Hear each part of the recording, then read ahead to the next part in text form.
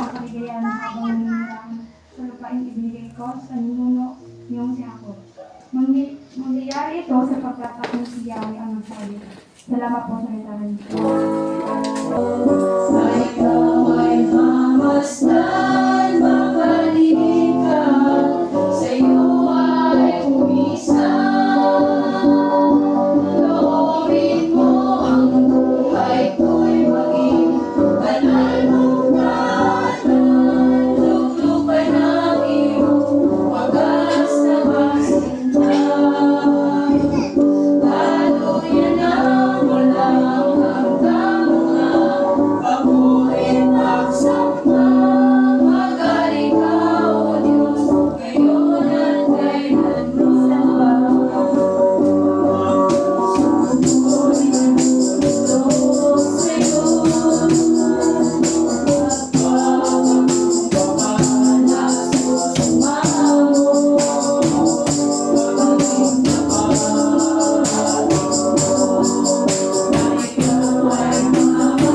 ikaw ay mamasdan, makalimit ka, sa'yo ay umisan. Loobin mo ang buhay ko'y maging banal mong tahanan. Luklukan ang iyong wagas na masinta. Daluyan ang walang hanggang mga paborit pagsama. Magaling ka, O Diyos, ngayon at kailanman. Awit na ito'y maging paborit sa'yo. Makinig at tinig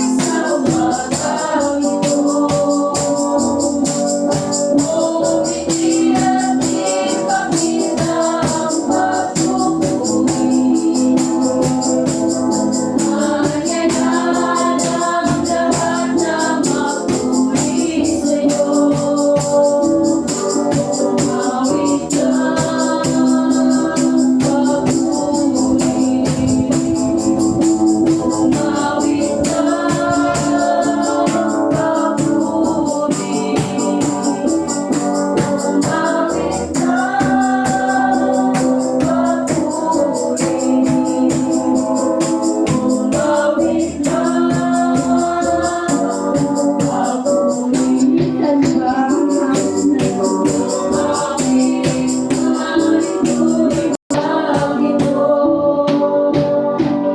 Umiti at ipakita ang pagpupuri.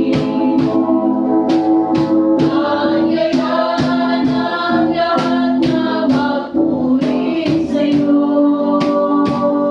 Umawit lang pagpupuri. Umawit lang pagpupuri. Umawit lang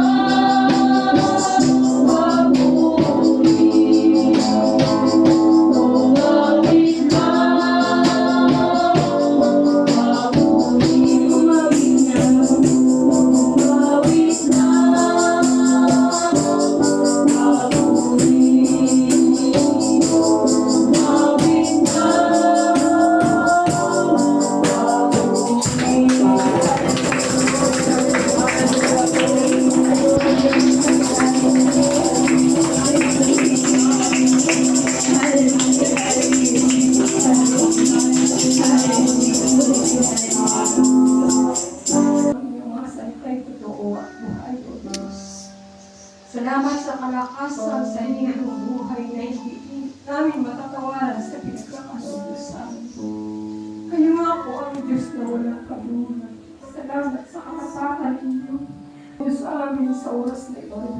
Pakalinisin niyo kami, O Diyos.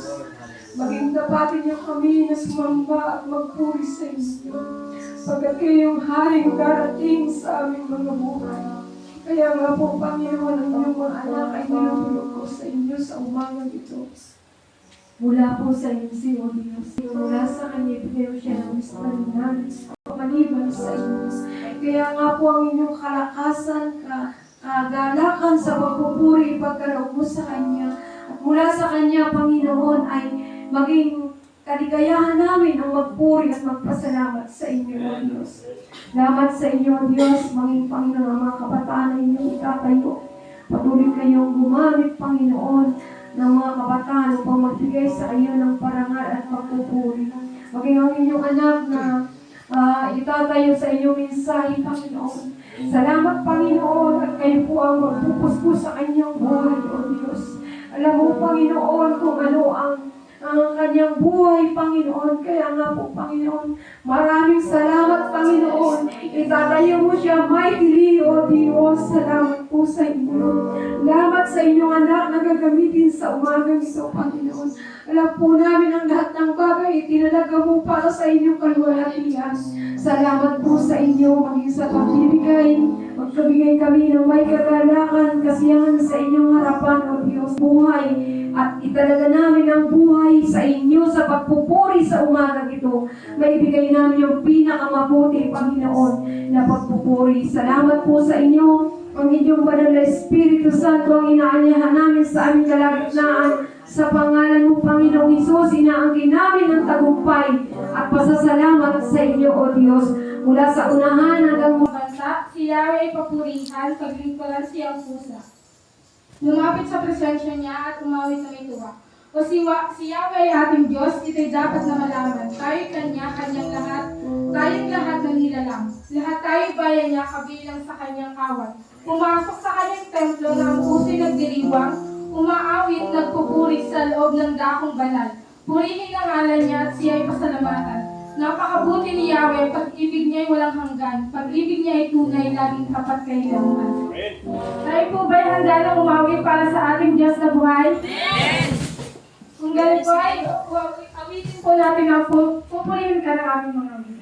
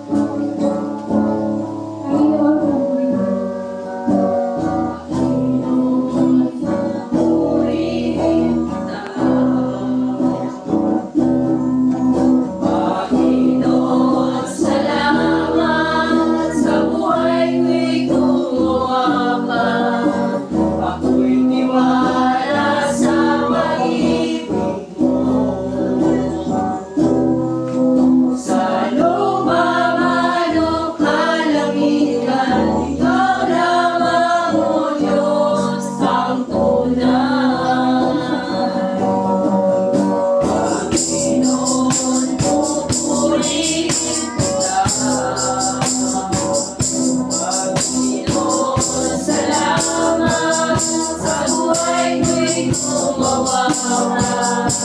Ako'y tiwala sa pag-ibig. Sa lupa man o kalangitan, ikaw lamang o Diyos ang unahan.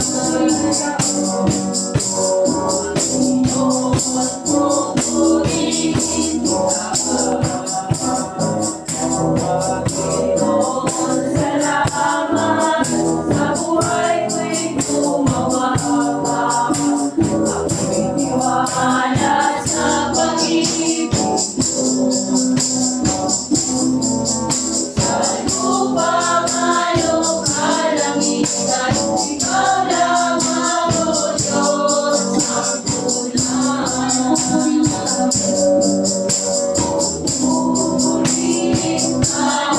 o Diyos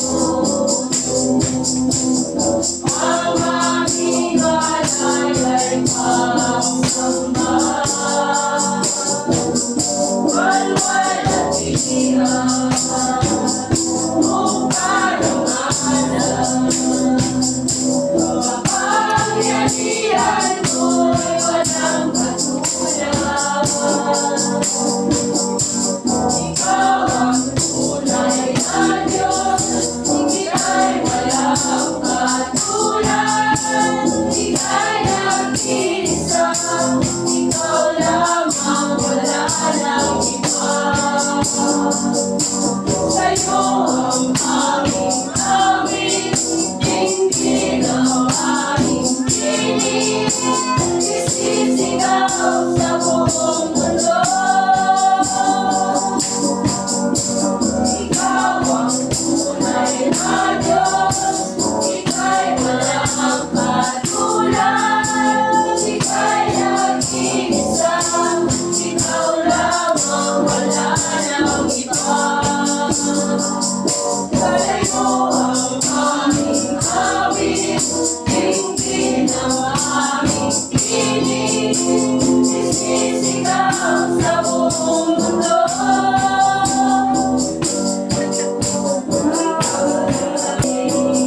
Ang ngalan mo, purihin ka,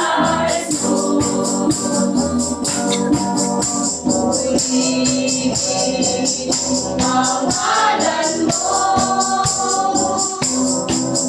purihin ka, Jesus. Sumasamba sa'yo, nagpupuri sa'yo, ang puso ko'y gawing tahanan mo.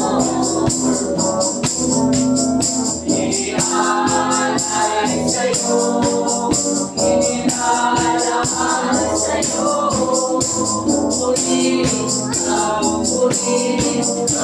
Jesus.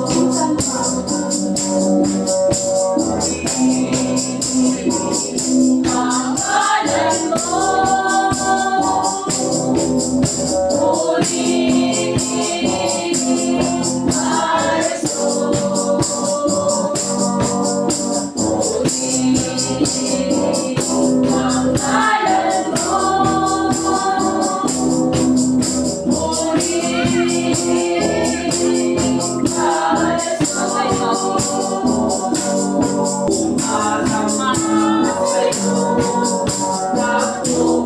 Purihin ang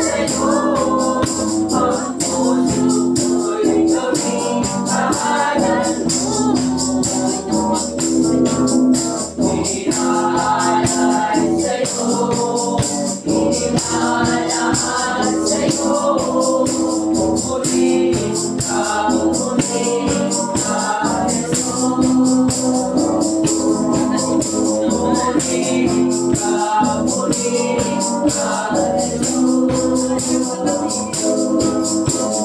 purihin ka, Jesus.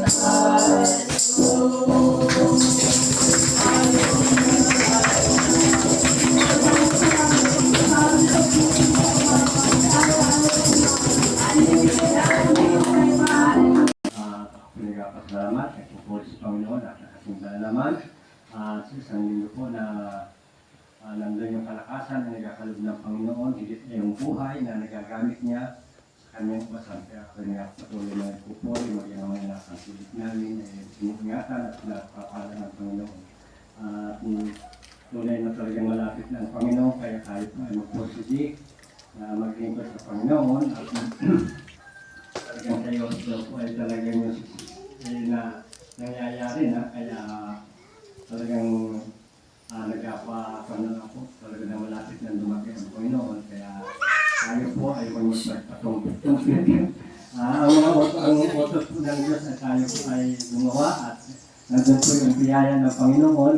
Ito ay yung biyaya na inilaan para sa atin sa langit na bayan. Kaya lahat tayo ay hindi lang ako, tayong lahat ay talagang pinaalala ng Panginoon sa mga balita na lamang ay talagang nandyan po yung pagpapaalala sa atin ng Panginoon na siya ay talagang malapit ng dumating. Kaya patuloy tayo pong magpalakas sa ating pananampalataya sa Panginoon at unahin natin ay ang Panginoon dito sa mga narito sa sanlibutan. Kaya po yan ay ginagawa para ito po yung mga bagay na yan ay para tayo po ay makatagumpay yung mga pagsubok po. Yan po kasama na natin tayo pong mga pinili ng Diyos. Dito po sinitimbang yung kung saan tayo, kung sa Panginoon o sa libutan. Kaya tayo po ay binigyan ng tulad ng mensahe nung nakaraan na may privilege po tayo pero kailangan tayo ay yung matalino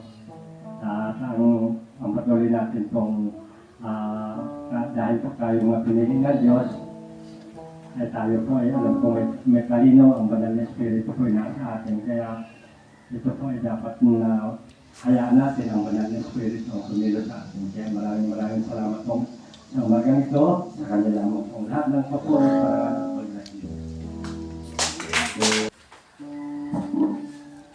Salamat po sa Panginoon, sa patuloy.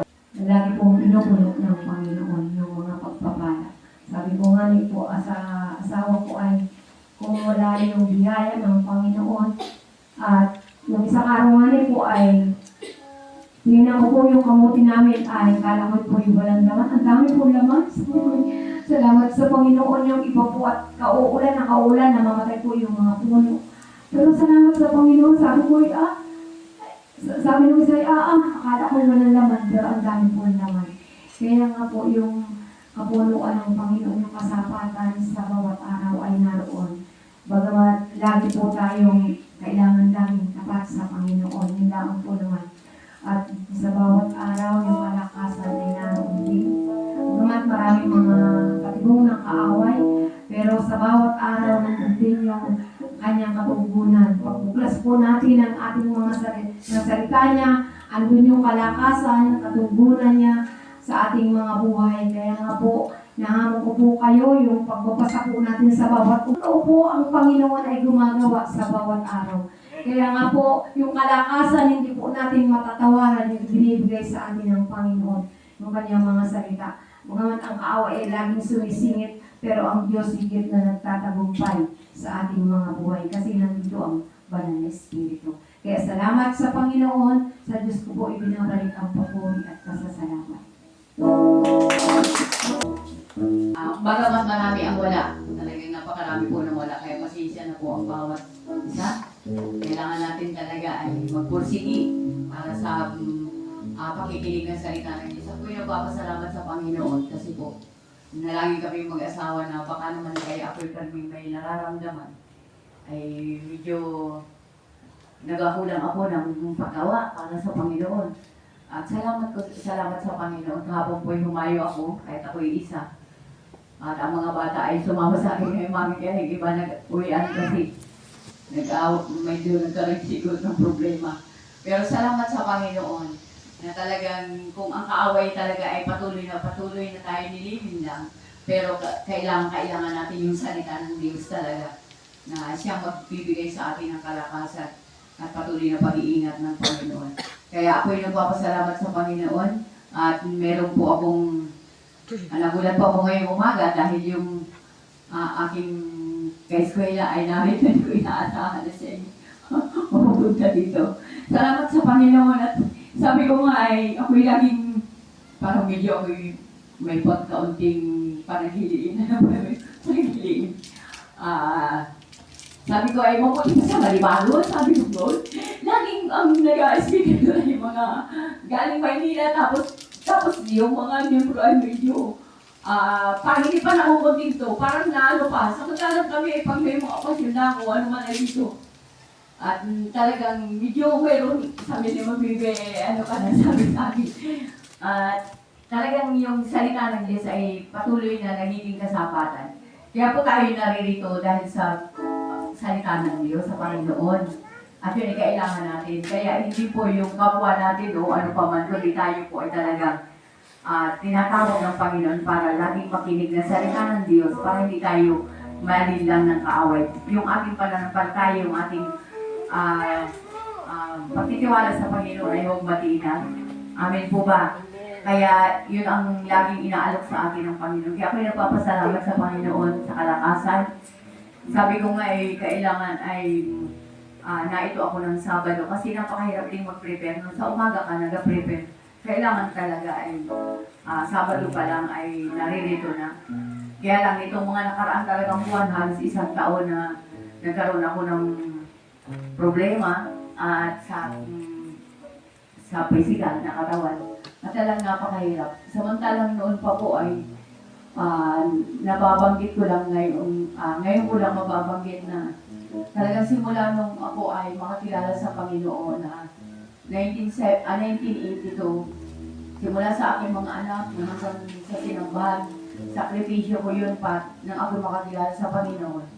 Dahil sa kauhawan ko sa Panginoon, talagang lagi akong napersa siguro yung aking katawan hanggang sa tinawag ako ng Panginoon mag-aral sa Bible School.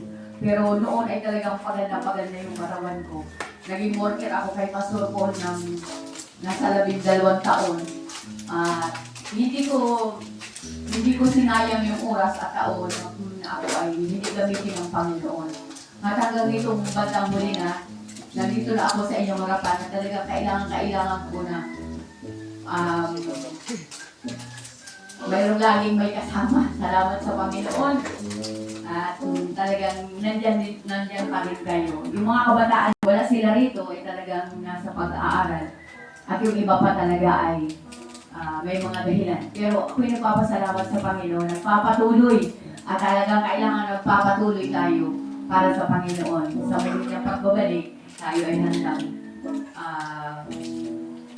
bumarap sa Kanya. Kaya ngayong umaga ako'y nagpapasalamat sa Panginoon. Sa ako nagpapasalamat.